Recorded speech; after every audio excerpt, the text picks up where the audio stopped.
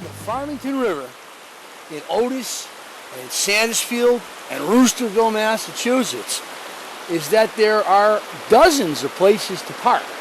Unlike Western Mass's Westfield River, which literally seems like people are trying to make an effort to stop you from fishing there, even though it's stocked by the state and your property, the Farmington River has a lot of places where you can just be left alone.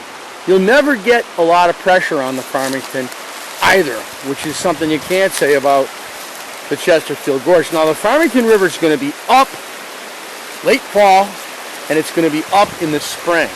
And it's a really nice river. It's more of a stream.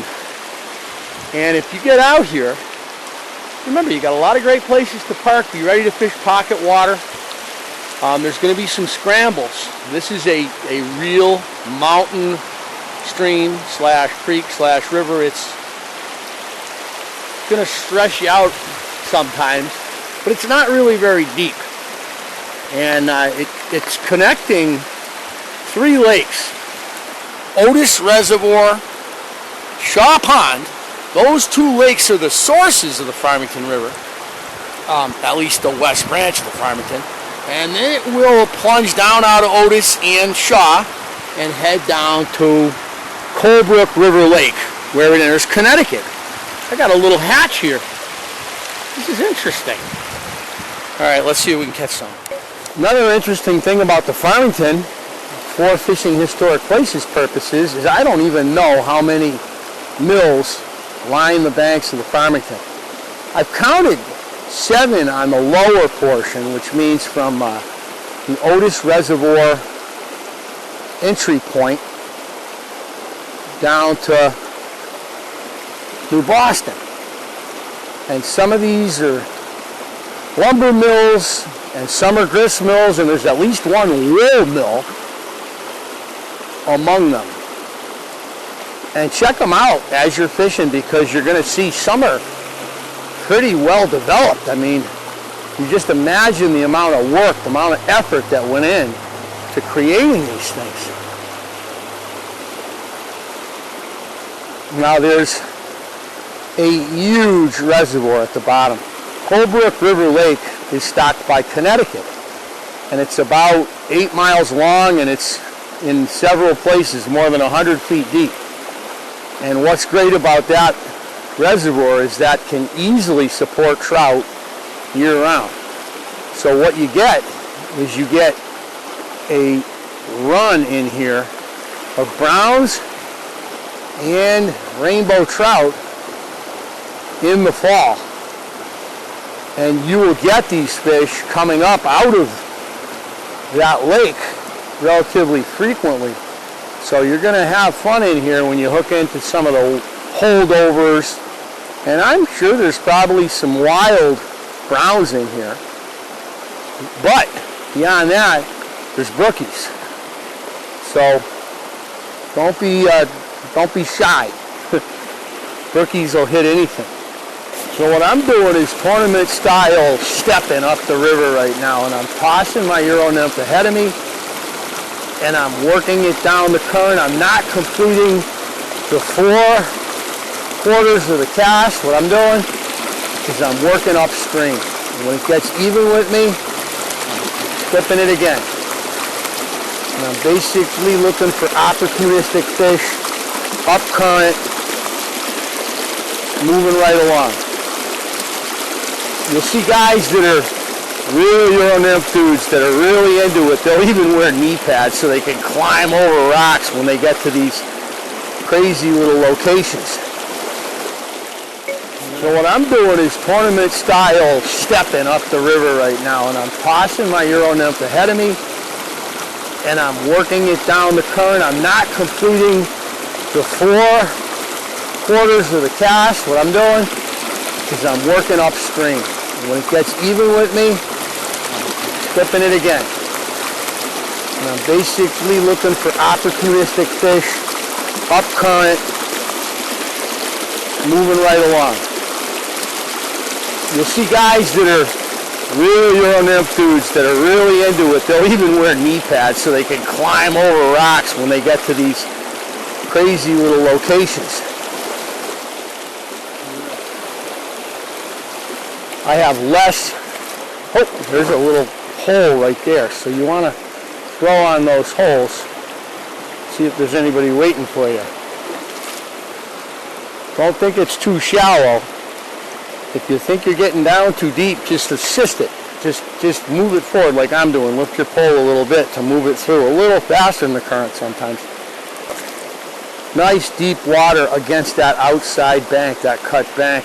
Hard to cast over there. I'm going to have to come down and pitch. And assist. Pitch and assist. There's some deep little pockets here.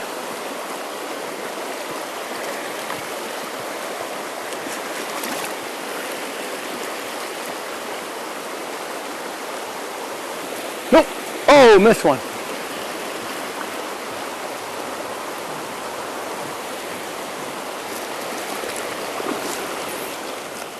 As soon as I got the tangle unstuck, I brought it back through the same area, little short-handed pitch that I was talking about, and this rainbow trout took advantage and swiped the nymph. Now I'm fighting this guy with trees hanging around, so this is a nice sized fish.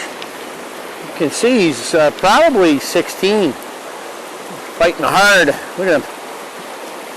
Look at him. Whoa. He wants the net. He's sick of it. Oh, I got him wrapped up in a rock. I got the trees. I got the fish. I got everything going on here. All right, let him get him over here. And there we go. And you can see, get the camera down. Nice sized fish. He hit the lower nymph, the pink. I just changed my my anchor nymph. So you can see this guy is a nice solid rainbow trout. Stocky. Going back in the water. Get yourself back there, boy. He's just sitting there. There he goes. Nice. Got me one there. Taking a look at this stream, it opens up and meanders here. Notice I'm parked right here. The truck got to see everything. It saw the tangle, it saw the recovery. The thing about these Western Mass rivers, if you're from out east and you're used to fishing the Swift River, is be ready to scramble because there's a lot of quartz in these rivers, and quartz gets very slippery. So put some cleats on your waders, on your wading shoes. Now, I'm going to scramble over here, and I got another spill in here that I'm going to bang, fishing tournament style. I'm just going to throw it up and let it run. Throw it up and let it run. Throw it up and let it run. Here's a pool where the water's... Oh! Just as I said that, one whacked it. Water's coming in here from multiple sides, right? I got water coming in from over there and right here. I can't believe I just... So here's a perfect spot for trout to stage. They literally have a collection of fun here.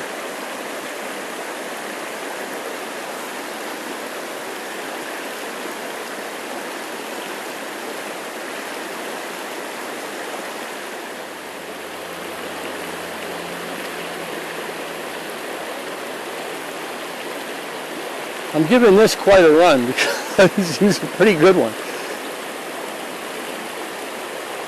Now, I didn't get a set on him. I felt him hit it, but I didn't bang him. So I don't think, that was a rock.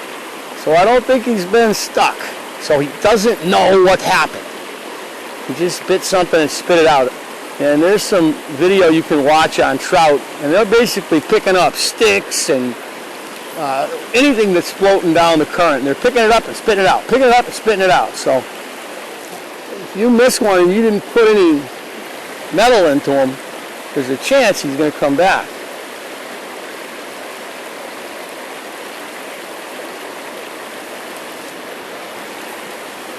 He had followed it because he was swimming with the current when he hit it. Oh, there he was. Oh, I had my chance. He came back for a second time. Okay, here we got a nice spill in. A pretty aggressive run. Doesn't really ever form a pool. There's a couple spots on both sides of the run. Oh, look at that merganser come by. So this is where you check nymph. This is check nymph water. You're not going any further than the amount of line that you got out. There we go. Oh, there we don't go. Oh. Thought I was a genius. Oh, almost got killed. So check nymph. What I want to do is that's not what I want to do. What I want to do is I want to keep just a pole length of line out. And I want to negotiate this pool. I want to prospect this pool. High cast so it sinks quick because you're really not working it for long.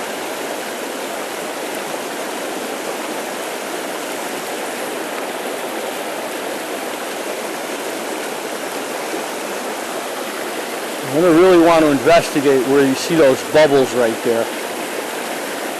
You've never done it in the summer in a river that you know has reasonable trout.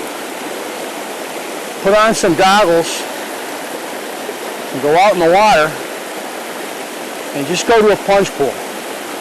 And you'll be surprised how many trout you're going to see with their nose in that white water, just sitting in there. There we go. Oh, we got him off. Oh, I don't know what that was, but it looked like a brookie.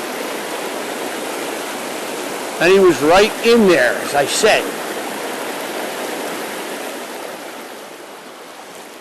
I'm shocked that I didn't get one on that cast. Now, I don't have a tungsten head on. This is where I probably should put a tungsten head on. I'm not going to, though.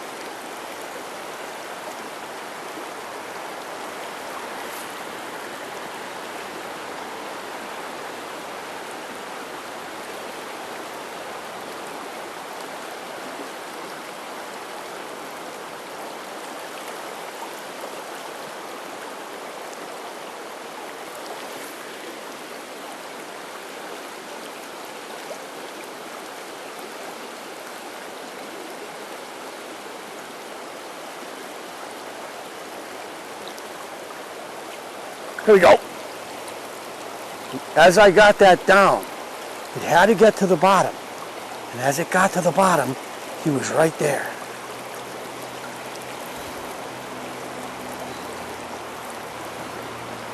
Bring him over.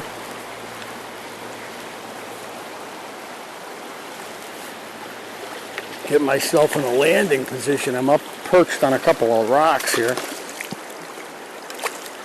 Oh no, he's around me. No, he's jumping. Got him over here. Got him right in the snout with the pink.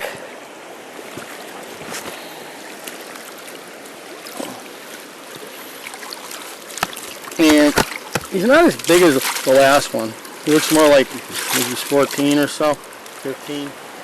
The guy that invented Euro nymphing, this guy Vlad, says that you should be setting the hook like using the force. He's a Polish guy. He invented it in the late 80s for those European trout tournaments. And he'd just blow people away with the number of fish he'd catch. And he'd just throw and use the force. He'd say, if you think you're in a spot where you're going to get a hit, set the hook. Whoop. And he's trying to teach Americans.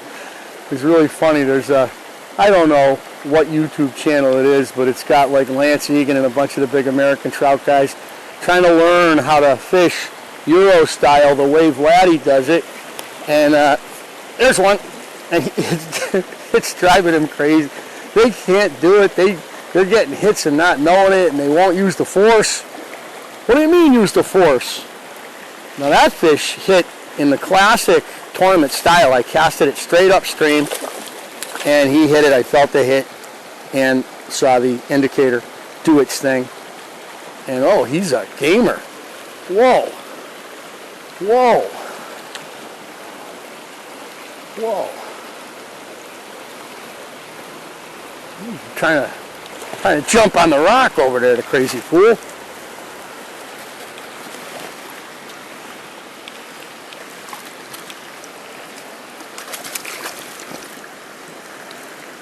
Little guy.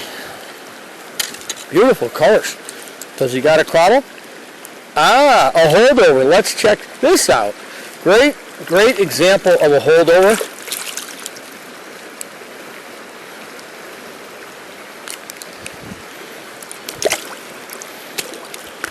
You ask yourself, how the heck did he hold over? This is the luckiest fish. I mean, I got one the other day here that was a holdover, so there must be a lot of fish holding over in this river, or they're coming up from Corbrook. But if we look, check out the caudal fin. Look at that caudal, right there. No evidence that that thing was rubbing on the bottom. Beautiful the caudal right here. No evidence that he was rubbing on the cement slab of a stocking tank. So yeah, beautiful. I love it. Can't call it a wild trout, but can call it a holdover. So how many worm dunkers put their worm right by that guy, and salmon egg fishermen drag salmon eggs right by that guy, and blue heron tried to spear him, and osprey, there's one, osprey tried to snag him with their nasty claws. I mean, it's crazy to think of. I'm going to get this guy right away. We're not even letting him get in. I'm just going right for it. Damn. Right into the net.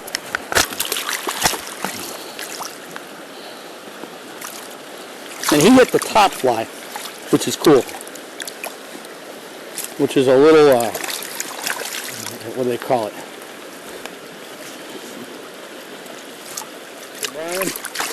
Time for you to go back to town. Let's see. There's a hit. Nice.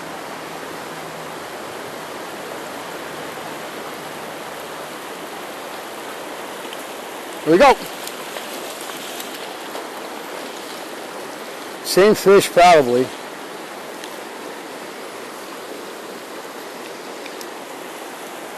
Oh!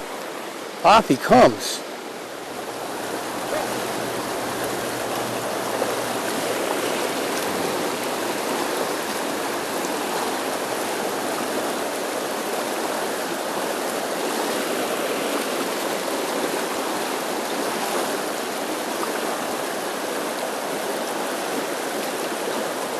There we go.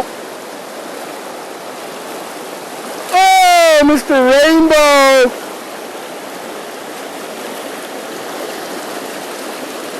Well, that's nice. I felt like I was getting banged there, and I was. Look at him. He's skunking me. He's going right up the current. He don't care. Look at him go. Look at him go.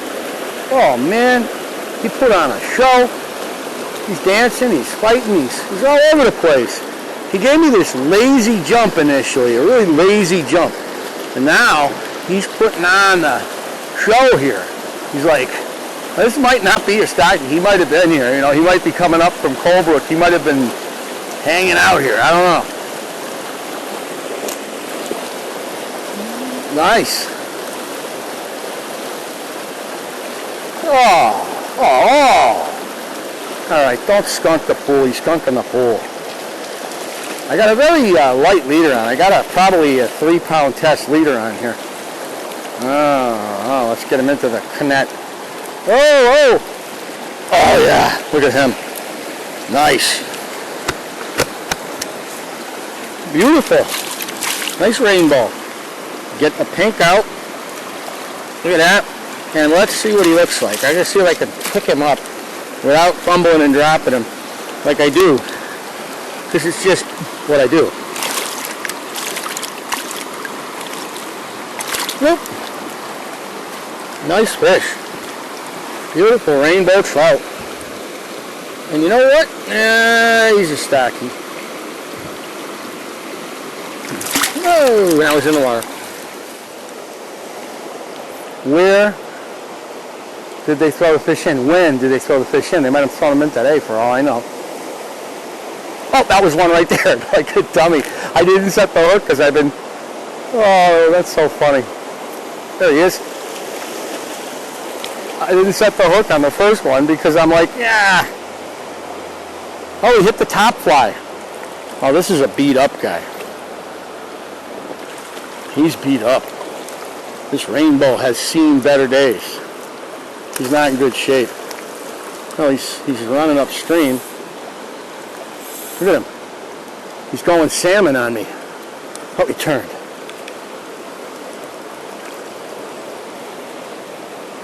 Oh, look at him. Get back here.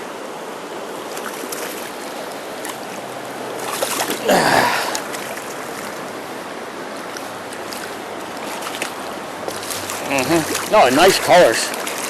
Now this might not be a stocky.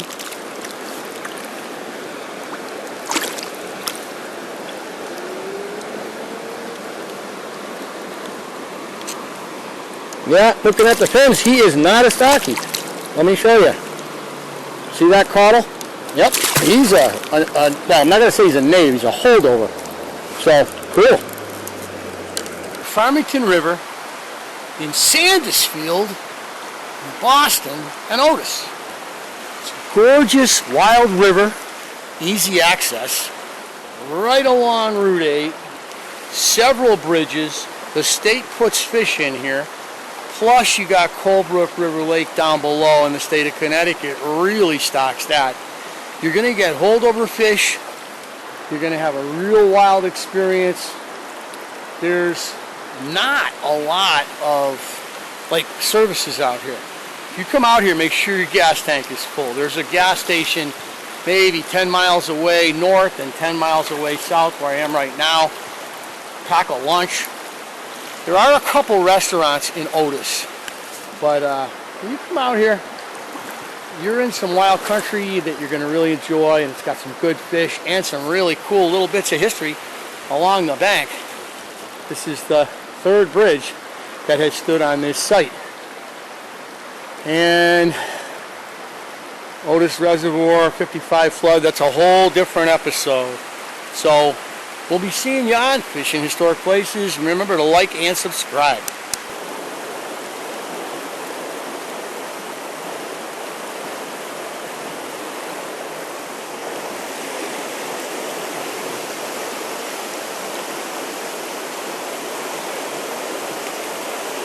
Here we go, right there. Decent fish, too. This is a big fish. What the heck is he doing here? That is a big trout. Wow. I thought I was snagged for a second. That's a hog. He's just laying in the current.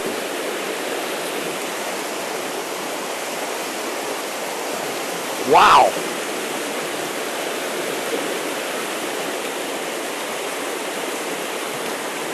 This is a brown.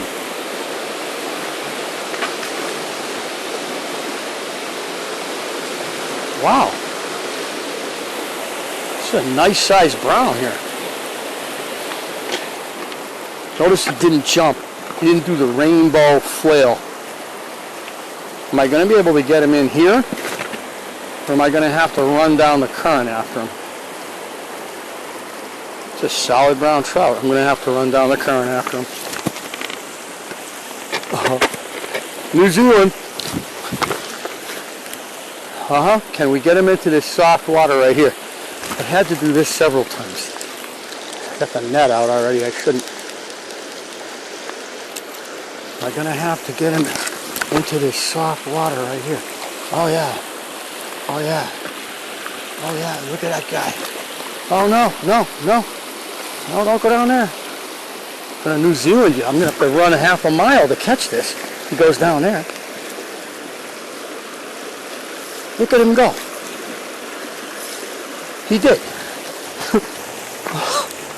Oh no.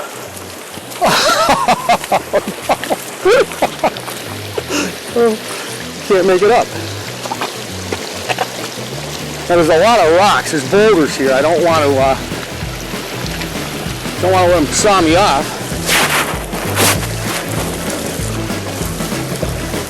What? Oh, he gets off right there. Oh, darn it. But that's okay. Oh no, he took the nymph. That's a bummer.